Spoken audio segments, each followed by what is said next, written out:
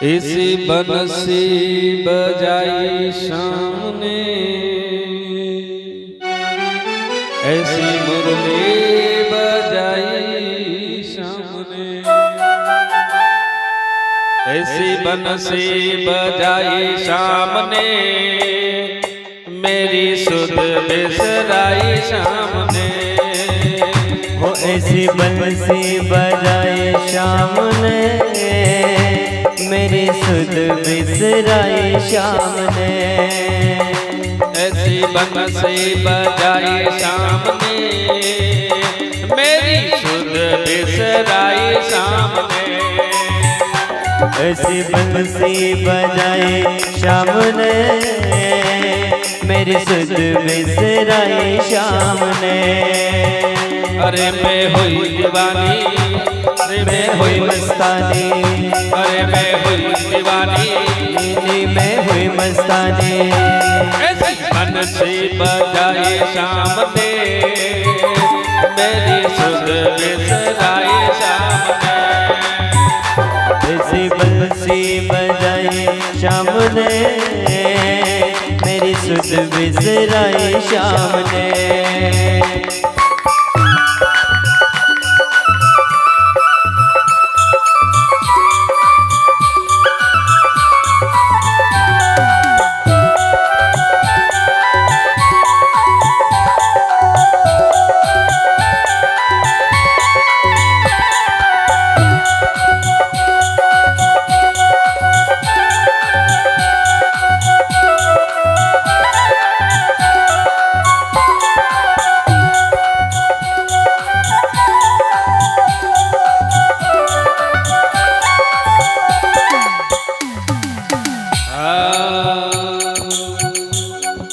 यमुना किनारे शाम रास रचावे, यमुना किनारे शाम रास रचावे।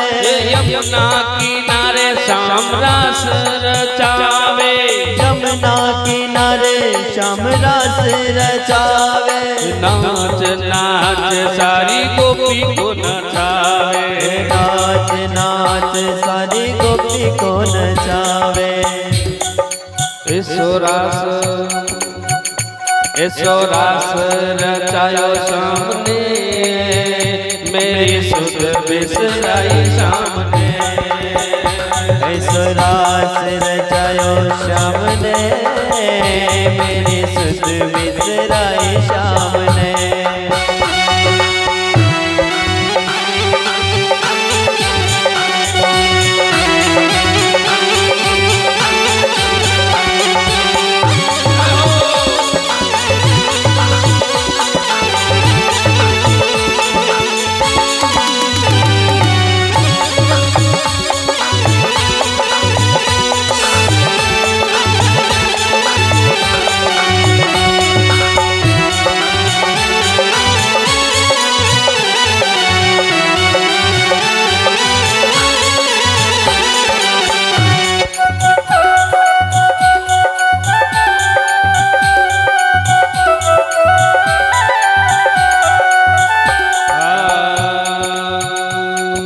बंसी की धुन जब पड़ी कानन में, बंसी की धुन जब पड़ी कानन में।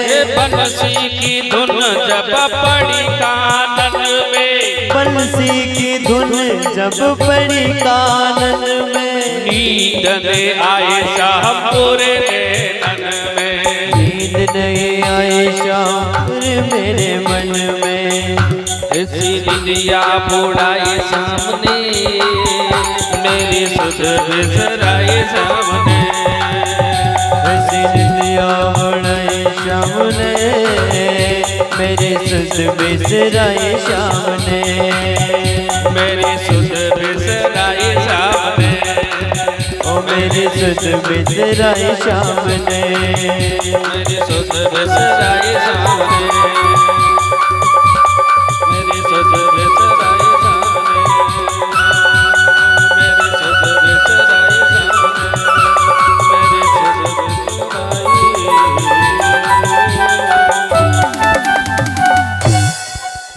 बोलो गोविंद भगवान की। आइए आज हम हमारे कथा प्रसंग में तृतीय दिवस में प्रवेश करते हैं। तीसरे दिन में हम प्रवेश करते हैं। परम आदरणीय परम श्रद्धेय सुखदेव जी महाराज गंगा के किनारे शुक्र ताल में उस वट वृक्ष के नीचे इस महाअमृत का रसास्वादन महाराज परीक्षित जी को करवा रहे हैं। और तीसरे दिन की कथा में कह रहे हैं सुखदेव जी कि परीक्षित, कल की कथा के अंतर्गत हमने सबने मिल करके जो है मनु महाराज और शत्रुपा की 3 कन्याओं का वृत्तांत सुना। कल की कथा में हम लोगों ने सुना था ब्रह्मा जी द्वारा सृष्टि का निर्माण, ब्रह्मा जी द्वारा मनु शत्रुपा की उत्पत्ति और मनु शत्रुपा से 3 कन्या और 2 बालक की उत्पत्ति हुई थी। 3 कन्या का नाम मैंने आपको कल बताया था, 2 पुत्रों का नाम बताया था। मनु महाराज की 3 कन्या आकुति, देवहूति और प्रसूति, और 2 बालक थे उत्तानपाद और प्रियव्रत करके 2 बालक थे।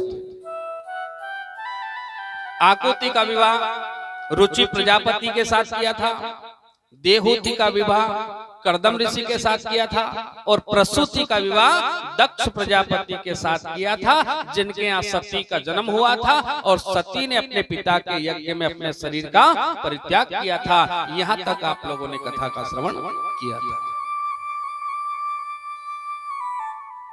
सुखदेव जी कहते हैं कि परीक्षित, मनु महाराज के 2 पुत्र भी थे, उत्तानपाद और प्रियव्रत। मनु महाराज ने 7 द्वीपों का जो राज्य था उन दोनों बेटों में आधा आधा बांट दिया था। प्रियव्रत जी का जो जीवन था वो साधारण सा व्यतीत हुआ और उत्तानपाद का जीवन बड़ा दिव्य निकला था। कैसे?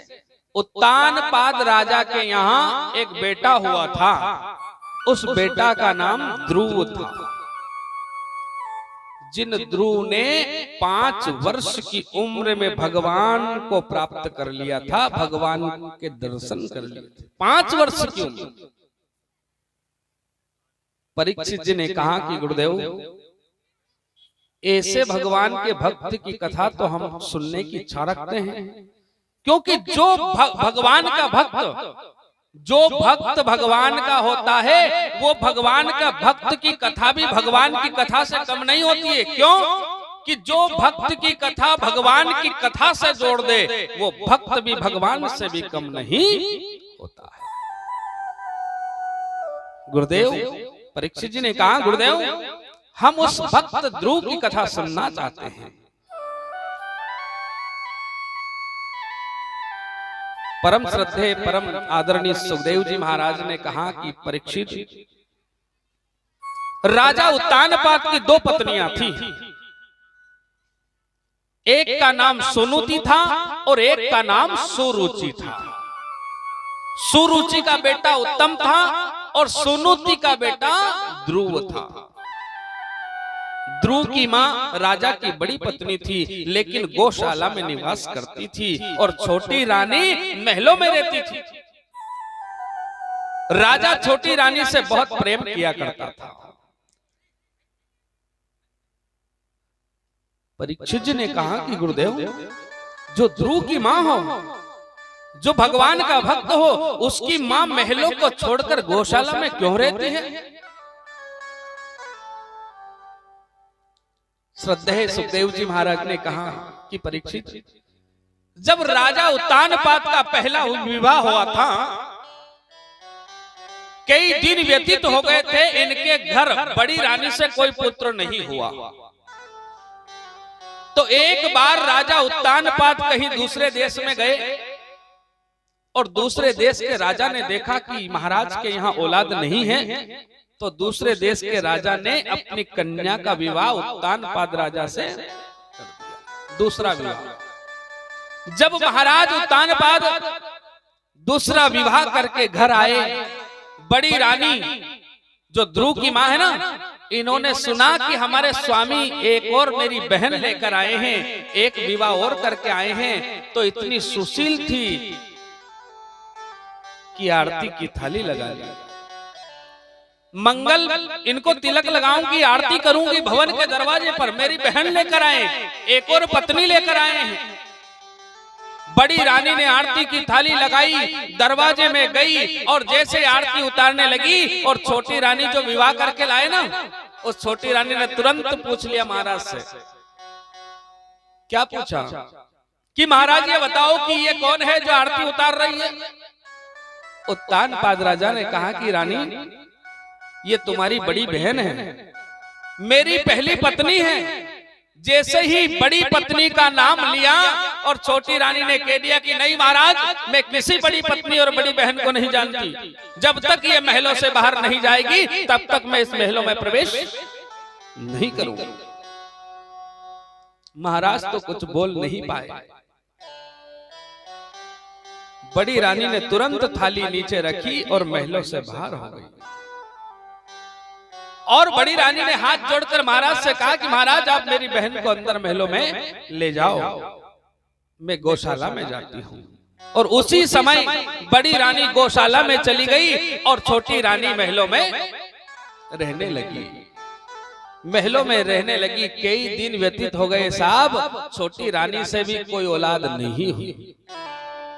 कई दिन बड़ी रानी गौशाला में रहती है, इतनी सुशील है, इतनी सुंदर है, इतनी संस्कारवानी है। बड़ी रानी गौशाला में रहती है। उसके बाद भी कोई गौशाला में संत आते थे, महात्मा आते थे, गुरु आते थे, उनसे एक ही प्रश्न करती थी बड़ी रानी। क्या प्रश्न करती थी? कि गुरुदेव ऐसा आशीर्वाद दो कि मेरी बहन, छोटी बहन महलों में रहती है ना, उसकी गोद हरी भरी हो जाए, उसके यहाँ बेटा हो जाए। व्रत करती है, दान करती है, तीर्थ करती है, क्यों? मेरी बहन की गोद हरी भरी हो जाए। कई दिन के बाद में छोटी रानी के यहाँ बालक हुआ। जब बालक हो गया ना, उसका नाम उत्तम रखा। बालक हो गया तो देखो छोटी रानी का तमाशा, और बड़ी अहंकारी हो गई। बेटा हो गया, घर में महल में छोटी छोटी बातों पर रोज लड़ाई झगड़ा करती है। रोज छोटी छोटी बातों पर झगड़ा। एक दिन तो उस छोटी रानी ने हद कर दी। राजा उत्तानपाद शिकार खेलने गए और शिकार खेलने में कुछ विलंब हो गया, देर हो गई, संध्या हो गई। तो छोटी रानी ने नौकर चाकरों से कह दिया कि आज महलों के दरवाजे बंद कर दो, मेरी बिना अनुमति के कोई महलों का दरवाजा नहीं खोलेगा। शिकार खेलते हुए महाराज को देर हुई ना, छोटी रानी ने महलों के दरवाजे बंद। महाराज शिकार खेलकर आए, महलों के सामने आए तो दरवाजे बंद। महाराज ने आवाज लगाई, किसी ने भी महलों के दरवाजे नहीं खोले। महाराज उत्तानपाद ने कितनी ही देर आवाज लगाई, रात हो गई, अंधेरा हो गया, लेकिन महलों के दरवाजे नहीं खोले। महाराज उत्तानपाद उसी समय घोड़े को घुमा करके गौशाला का रास्ता ले लिया साहब। महाराज उत्तानपाद गौशाला में गए, अर्धरात्रि में आवाज लगाई, रानी रानी रानी। बड़ी रानी ने सुना और बड़ी रानी गौशाला से बाहर आई तो बड़ी रानी क्या देखती है? महाराज उत्तानपाद घोड़े पर बैठे हैं और उत्तानपाद राजा हैं। बड़ी रानी ने कहा कि महाराज इस समय तो आपको महलों में रहना चाहिए, आप गौशाला में। अर्धरात्रि का समय था, इस समय तो महाराज आपको महलों में रहना चाहिए, आप गौशाला में क्यों? बड़ी रानी की बात सुनकर के राजा की आंखों से टप टप आंसू गिरने लगे। क्या बताऊं रानी, वो छोटी रानी इतनी कर्कशा है, रोज छोटी छोटी बातों पर लड़ाई झगड़ा करती है, और आज तो उसने हद ही कर दी रानी, आज तो उसने हद ही कर दी। रानी में शिकार खेलने गया था, कुछ देर हो गई, विलंब हो गया, उसने महलों के दरवाजे ही बंद करवा लिए। मैंने बहुत आवाज लगाई, लेकिन किसी ने भी महलों के दरवाजे नहीं खोले, तो मैं गौशाला में चला आया। उस रात्रि महाराज उत्तानपाद बड़ी रानी के यहाँ गौशाला में निवास किया। भगवान की ऐसी कृपा हुई कि बड़ी रानी के गर्भ से भी 9 महीने के बाद में एक बालक का जन्म हुआ। उस बालक का नाम ध्रुव रखा गया।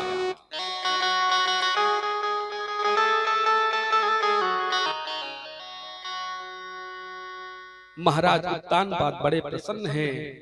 महलों में भी उस रानी के यहाँ बालक, गौशाला में भी बड़ी रानी के यहाँ बालक, धीरे धीरे धीरे धीरे धीरे दोनों बालक बड़े होने लगे।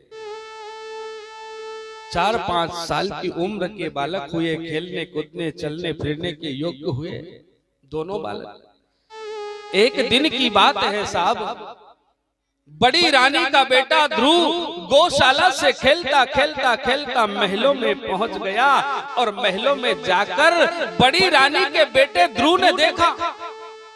क्या देखा? महाराज इन्हें मेरे पिता ध्रुव देख रहा है कि मेरे पिता राज सिंहासन पर बैठे हैं और उनकी गोद में मेरा भाई भी बैठा हुआ है। छोटी रानी का बालक वो भी महाराज की गोद में बैठा था। जैसे ही ध्रुव ने जाकर प्रेम करो तो माँ बाप से करो, दुनिया में हर चीज मिल जाएगी, लेकिन ये एक ही चीज नहीं मिलेगी साहब। मिलती है क्या? अच्छा बताओ, गलत तो नहीं बोलो। माँ मिलेगी क्या? पिताजी मिलेंगे? अरे जिनके माँ बाप नहीं है उनसे पूछो कि उनकी क्या दशा है। आज तो अपने सामने सब बैठे हैं तो पता है ना। जिनके नहीं है उनके दिल पे हाथ रख के पूछो कि माँ क्या होती है और पिताजी क्या होते हैं। राजा भरत का दूसरा जन्म हिरण का, लेकिन हिरण का जन्म मिला नहीं तो सब याद थी पिछले जन्म की। तो राजा भरत हिरण की जन्म लेते हुए भी हिरण के झुंड से अलग रहते थे, पेड़ के सूखे पत्ते खाते थे और अपना जीवन हिरण का जो जन्म था वो भी उनने खत्म कर लिया। और तीसरा जन्म राजा भरत का एक ब्राह्मण के घर में हुआ। 3 जन्म तक राजा भरत ने जो है भगवान का भजन किया, तो ब्राह्मण के घर में जन्म हुआ। ब्राह्मण के घर में वही भरत धीरे धीरे जब बड़े हुए, जो माता पिता थे उनने खूब पढ़ाने लिखाने की कोशिश करी, लेकिन राजा भरत को तो पढ़ना लिखना नहीं था, केवल भगवान का भजन करना अच्छा लगता था। छोटी सी उम्र में खूब पढ़ाया लिखाया, जो ब्राह्मण माता पिता थे ने खूब पढ़ाया लिखाया नहीं बढ़िया साहब। अब अपन भी अपना बच्चा बच्ची खूब पढ़ेला, अपन यहाँ गांव में बढ़ेला, यहाँ नहीं बढ़े तो सारंगपुर मेलदा, वहां नहीं बढ़े इंदौर मेलदा, उज्जैन मेलदा, सब दूर पैसा लगेला, नहीं बढ़े तो फिर कहीं करा अपन, कहीं कहा फिर अपन यही कहानी फिर कि जा दादा नहीं बढ़े तो डांडा चरा फिर, है नहीं? जा खेती कर, जब बढ़े लिखे आई नहीं थारे पासे गंज पैसा बगाड़ दिया, नहीं बढ़े लिखे तो जा डांडा चरा।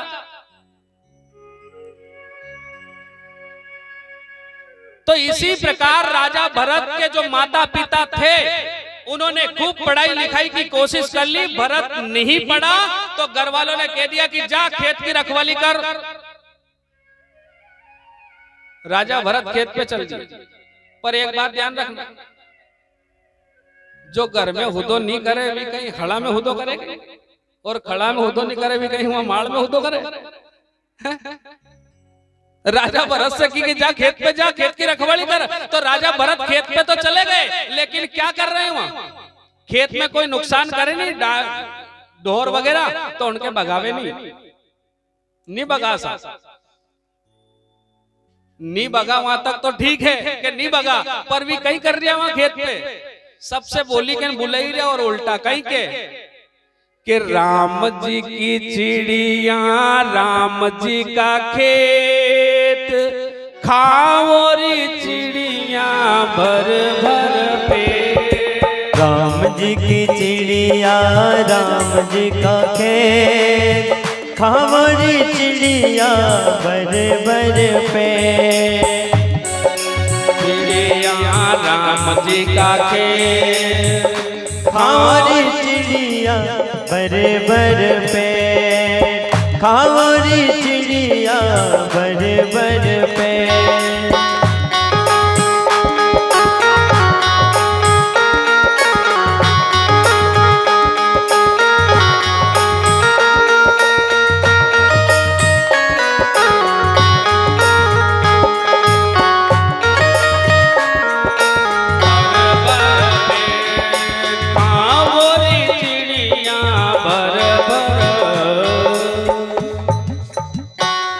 राजा भरत जो है इस प्रकार वहां कोई भगाए नहीं और सब जो है इस प्रकार से वहां खेत की रखवाली करते हैं।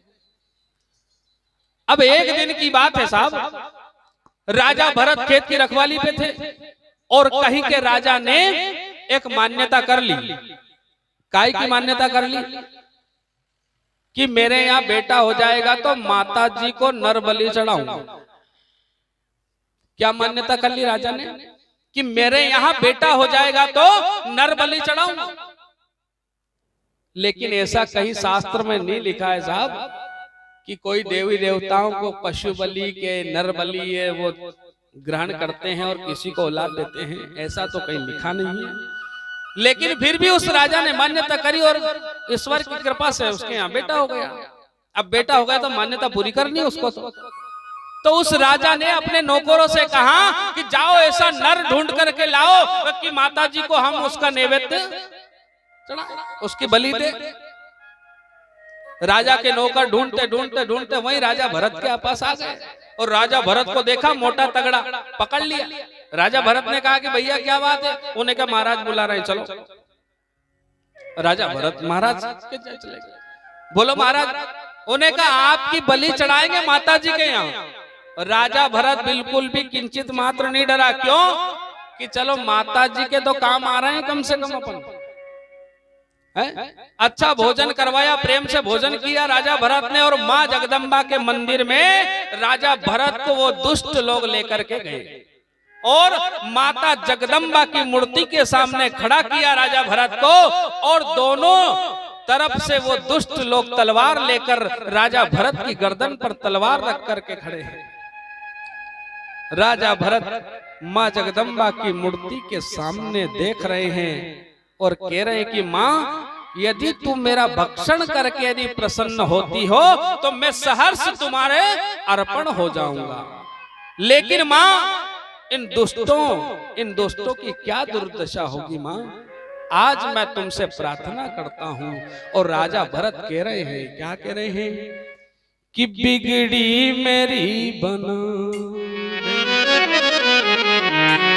कि माँ आज मेरी बिगड़ी बना दे माँ, इन दुष्टों से बचा माँ, इन दुष्टों से बचा। तो आज माँ से कह रहे हैं राजा भरत कि बिगड़ी मेरी बना ओ शेर वाली मैया, बिगड़ी मेरी बना दे ऐसे रुमाल मैया, बिगड़ी मेरी बना दे ऐसे रुमाल मैया, बिगड़ी मेरी बना दे, बिगड़ी मेरी बना दे ऐसे रुमाल मैया, बिगड़ी मेरी बना दे ऐसे रुमाल मैया, अपना मुझे बना ले, अपना मुझे बना ले ऐसे रुमाल मैया, बिगड़ी मेरी बना दे।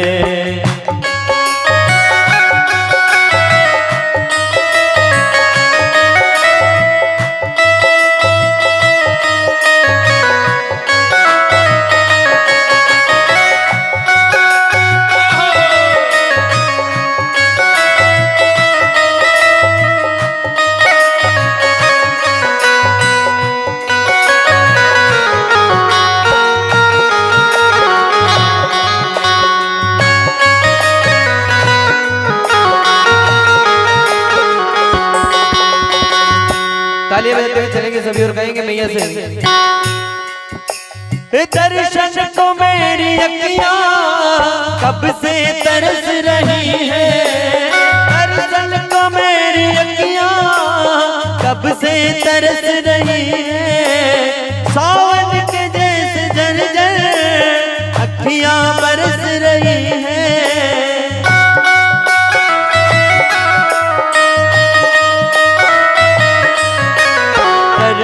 मुझे बुला ले मैया जी,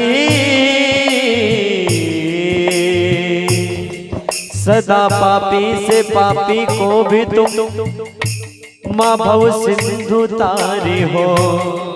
फंसी मझधार में नैया को भी पल में उभारी हो। न जाने कौन ऐसी भूल मुझसे हो गई मैया, तुम अपने इस बालक को मन से विसारी हो। आते हैं तेरे दर पे दुनिया के नर और नारी,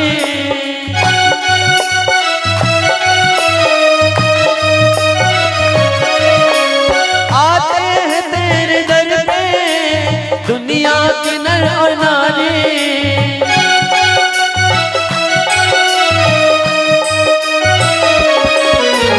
सुनती है मैया मिलती, सुनती है मैया मिलती, मेरी मैया शेरों वाली बिगड़ी मेरी बना दे। मैया शेरों वाली बिगड़ी मेरी बना दे।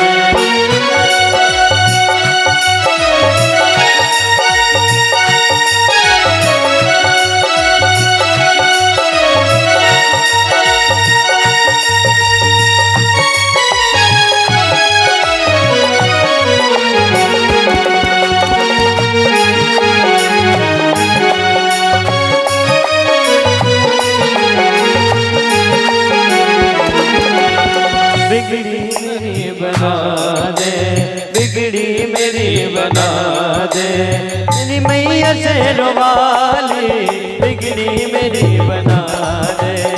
मैया शेरों वाली अपना मुझे बना ले, मैया शेरों वाली अपना मुझे बना ले। ए मैया शेरों वाली बिगड़ी मेरी बना दे।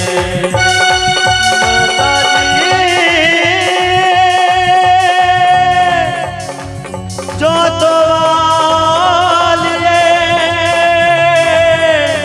शेरों वालिए पहाड़ों वालिए मैया, ओ बिगड़ी मेरी बना दे। ए शेरों वाली मैया बिगड़ी मेरी बना दे। ए शेरों वाली मैया बिगड़ी मेरी बना दे। बोलो जगदम्बे मात की। तो आज भरत जी ने माँ जगदम्बा परम्बा भगवती से प्रार्थना करी और भगवती माँ जगदम्बा मूर्ति से प्रकट हो जाती हैं और सब दुष्टों को जो है संहार कर देती है। भरत जी ने कहा कि माँ मैं ये क्या देख रहा हूं, ऐसा क्या है? तब माँ जगदम्बा ने भरत से कहा कि नहीं बेटा, मैं कभी भी किसी जीव की हिंसा नहीं करती हूँ। मेरे नाम से ये दुष्ट लोग जीव की हिंसा करते हैं और स्वयं जो है उसका भक्षण करते हैं। भरत जी ने कहा कि माँ यदि ऐसा नहीं है तो आज से मुझे वरदान दो कि कोई भी जीव हिंसा करेगा उसका अंत समय में ऐसी दुर्दशा करूं।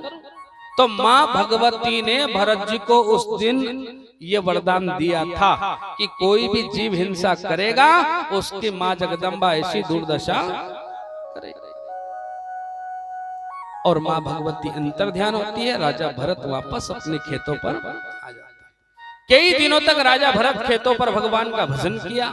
एक दिन की और बात है, राजा रहुगण नाम करके एक राजा था और वो अपने गुरु के यहाँ कपिल मुनि के यहाँ ज्ञान और उपदेश लेने के लिए जा रहा था। क्या लेने जा रहा था? ज्ञान और उपदेश। तो पहले राजा महाराजा क्या पालकी में बैठकर जाते थे, तो वहीं राजा भरत का जहाँ खेत था ना वहीं रास्ता था। तो वो राजा रहुगण पालकी में बैठकर जा रहा था, लेकिन हुआ क्या, उसी रास्ते पर वो पालकी उठाने वाले जो 4 जने थे ना उसमें से एक कोई बीमार हो गया। अब बीमार हो गया तो पालकी रुक गई। राजा रहुगण ने कहा कि किसी दूसरे को ढूंढ कर लाओ, तो ये पालकी में लगे तो ये गुरु तक पहुंचे पालकी। अब जो 3 नौकर थे वो पालकी उठाने वालों को ढूंढते ढूंढते वहीं आ गए राजा भरत के। राजा भरत को पकड़ लिया। राजा भरत ने कहा कि क्या बात है भैया, एक बात है, जो भगवान के भक्त होते हैं ना, उनके मुंह में ना शब्द नहीं निकलता उनके मुंह से। भगवान के जो भक्त होते हैं वो कभी ना शब्द नहीं निकलता। राजा भरत से कहा उनने कि जो है हमारे राजा की पालकी गुरु तक पहुंचाना है, चलो उठाना है आपको। राजा भरत ने कहा चलो। राजा भरत आ गए, पालकी उठाई, साहब चल रहे हैं पालकी को लेकर। राजा बैठा पालकी में।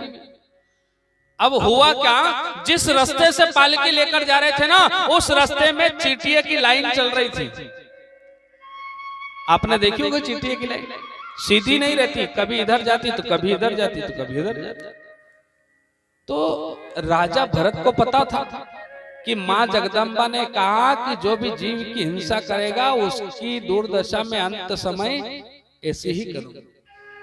तो जीव जीव होता है, चाहे चींटी हो चाहे हाथी हो, जीव तो बराबर होता है, उसका दोष तो बराबर लगता है, चाहे चींटी हो चाहे हाथी हो चाहे मनुष्य हो चाहे कोई भी हो। तो राजा भरत उन चींटियों की लाइन को बचाते हुए इधर उधर पैर रख रहे थे। अब इधर उधर यदि पैर रख रहे थे तो वो पालकी टेढ़ी मेढ़ी हो रही थी, राजा को समस्या आ रही थी। तो राजा ने उन नौकरों से कहा कि भाई कैसे चल रहे हो, मेरी पालकी टेढ़ी हो रही, मैं गिर जाऊंगा।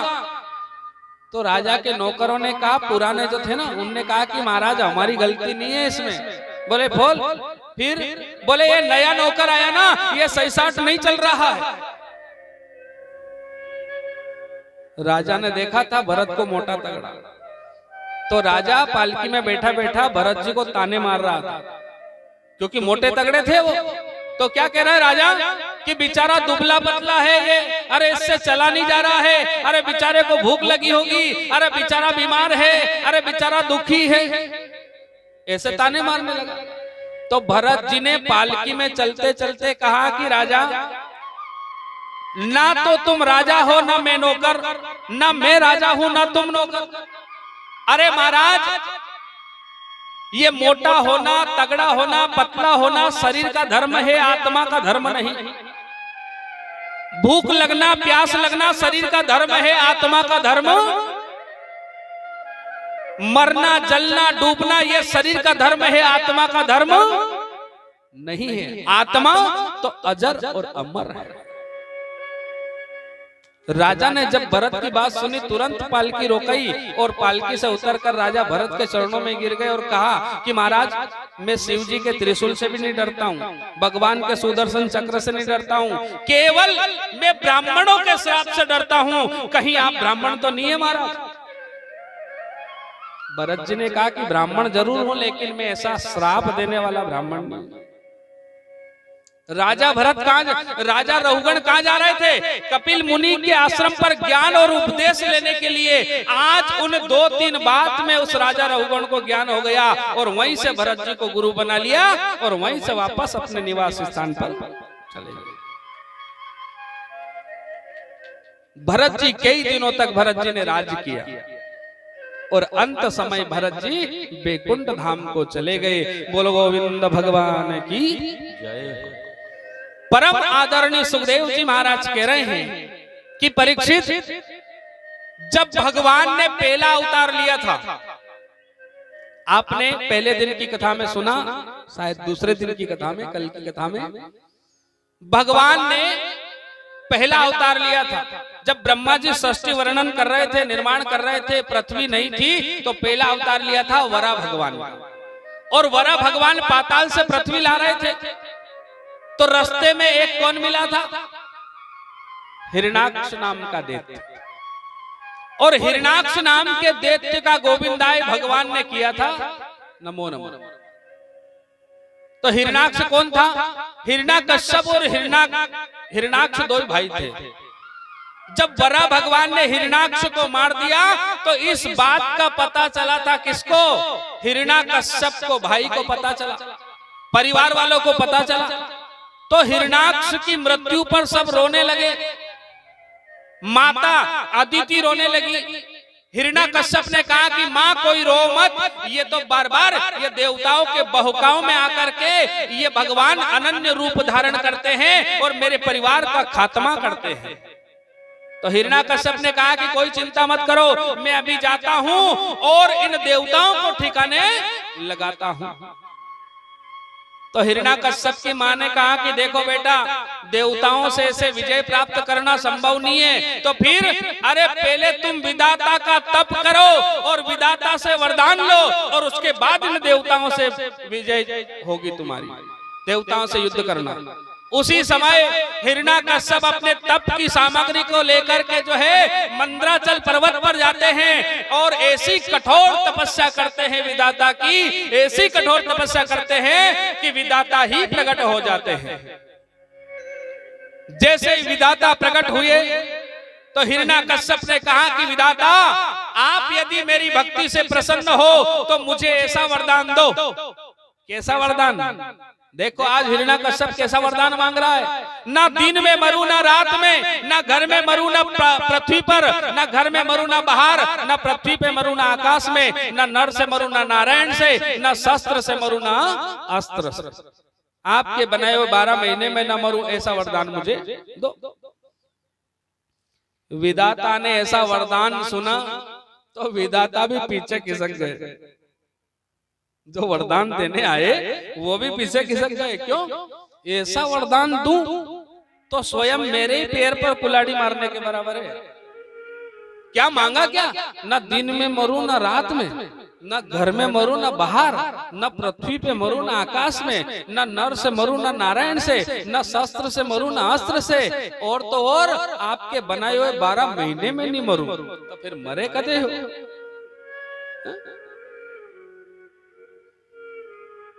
विधाता ने सोची कि इसने मेरा तप किया, मुझे प्रसन्न किया, नी वरदान दूंगा तो भी गत नहीं। तो विधाता ने सोचा कि मेरा काम है देने का और उस परब्रह्म नारायण का काम है उसको संभालने का। तो विधाता ने कह दिया कि तथास्तु, ऐसा ही होगा, ना दिन में मरोगे ना रात में, ना घर में ना बाहर, ना पृथ्वी ना आकाश, ना नर ना नारायण, ना शास्त्र ना अस्त्र, ना मेरे बनाए हुए 12 महीने में नहीं मरोगे, जाओ। देखो आज हिरण्याकश्यप विधाता से ऐसा तप का वरदान लेकर के अपने घर गया और घर से युद्ध की सामग्री ली और जहां जहां देवताओं का राज्य था वहां वहां जाकर सब देवताओं से हिरण्याकश्यप युद्ध करने लगा। उन युद्ध में सब देवी देवताओं को हराकर पराजित करके भगा दिया साहब। सबको मार ठोक करके हिरण्याकश्यप ने सबका राजपाट छीन लिया और सबको हराकर भगा दिया। 33 कोटि देवता हिरण्याकश्यप के आतंक से राजपाट छोड़ छोड़ करके सब दौड़े हैं और सब बेचारे जाए तो जाए कहां? भगवान के बैकुंठ। सभी देवी देवता गए और बैकुंठ में जाकर भगवान से कहते हैं, क्या कहते हैं कि मेरा कोई न सहारा बिन तेरे, घन श्याम सवरिया मेरे। मेरा कोई न सहारा बिन तेरे, घन श्याम सवरिया मेरे। मेरा कोई न सहारा बिन तेरे, घन श्याम सवरिया मेरे। मेरा कोई न सहारा बिन तेरे, घन श्याम सवरिया मेरे। घन श्याम सवरिया मेरे।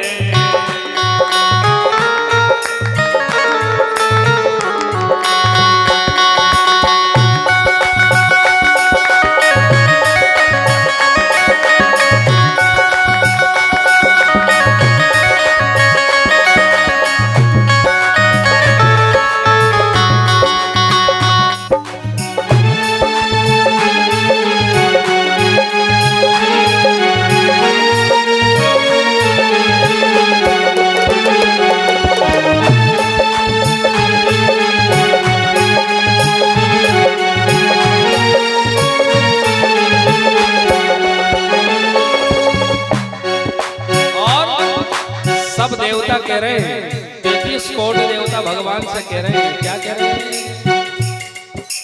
नहीं गुण और दोष विचारे,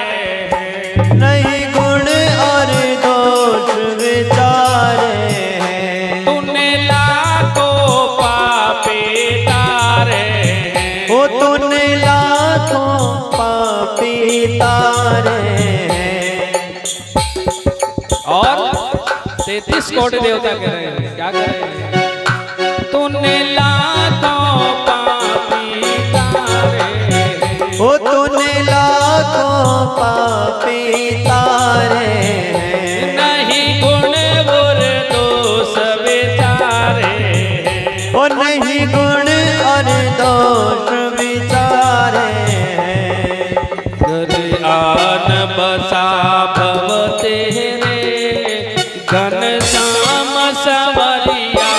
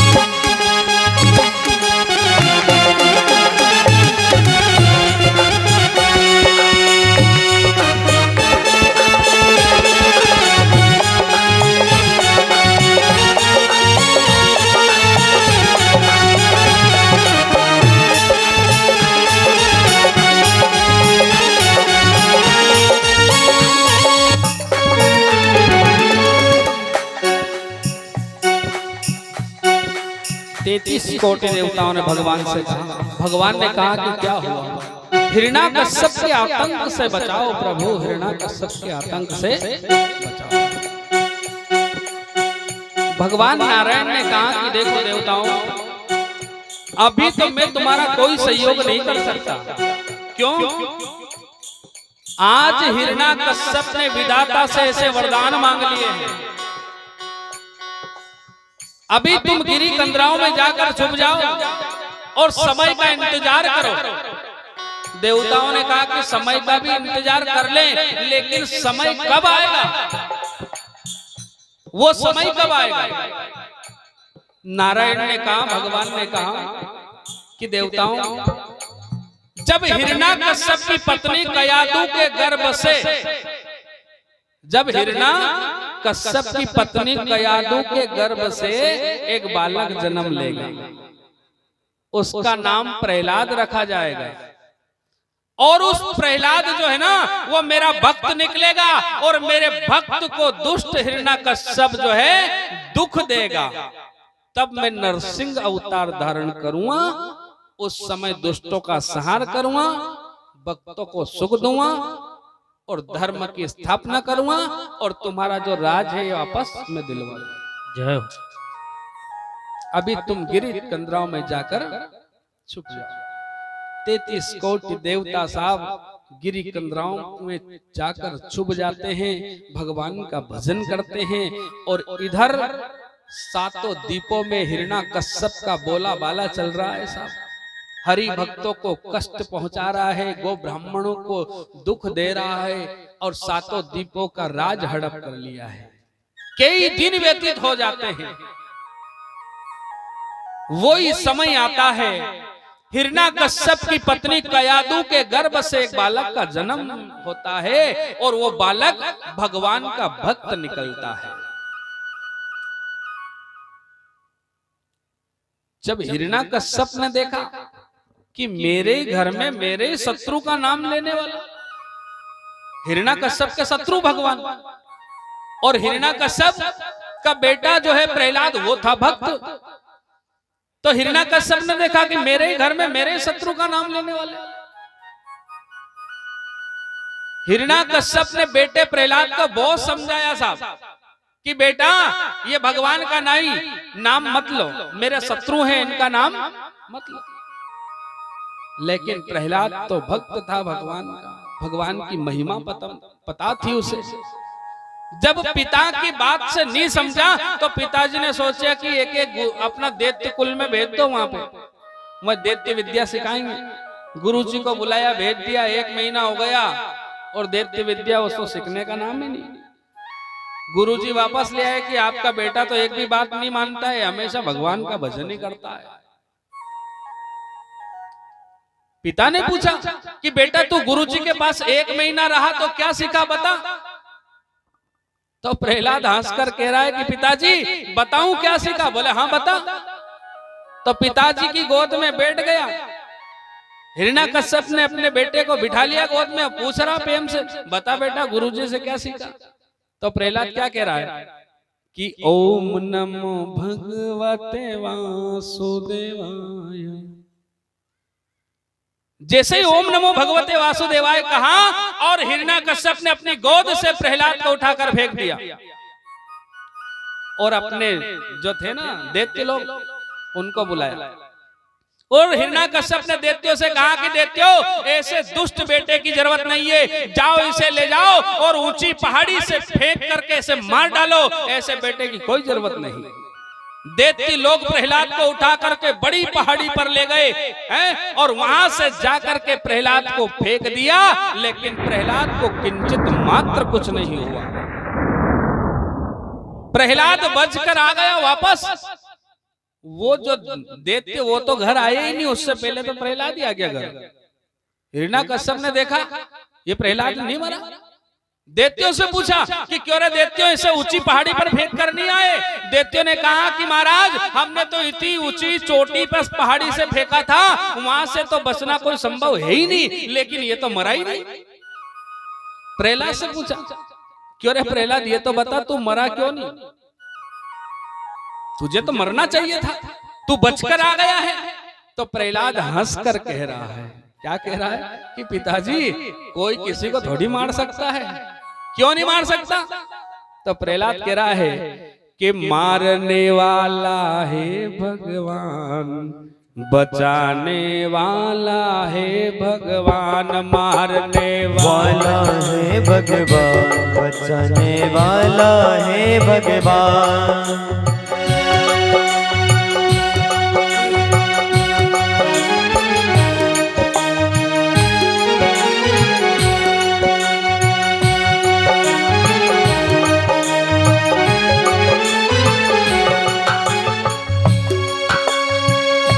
मारने वाला है भगवान, बचाने वाला है भगवान, मारने वाला है भगवान, बचाने वाला है भगवान।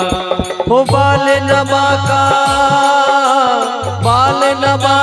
होता जिसका कृपा निदान, मारने वाला है भगवान, बचाने वाला है भगवान, मारने वाला है भगवान, बचाने वाला है भगवान।